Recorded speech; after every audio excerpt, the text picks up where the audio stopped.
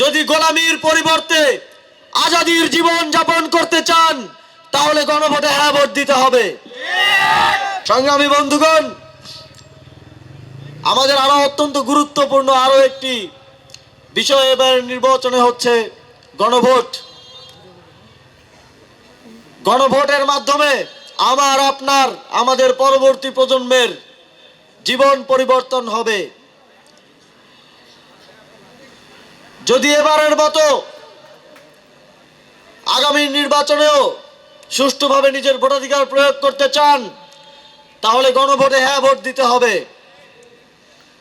যদি শেখ হাসিনার মতো ভবিষ্যতে কোনো স্বৈরাচার না দেখতে চান তাহলে গণভোটে হ্যাঁ ভোট দিতে হবে।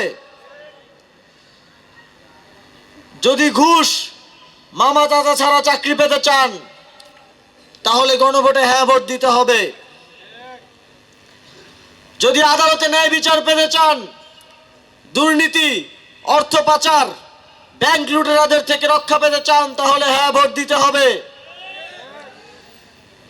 যদি চাঁদা না দিয়ে ব্যবসা করতে চান, যদি মা বোনদের ইজ্জতের নিরাপত্তা চান তাহলে অবশ্যই গণভোটে হ্যাঁ ভোট দিতে হবে।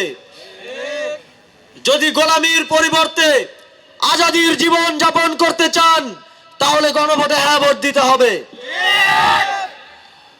আপনারা আগামী 12ই ফেব্রুয়ারির নির্বাচনে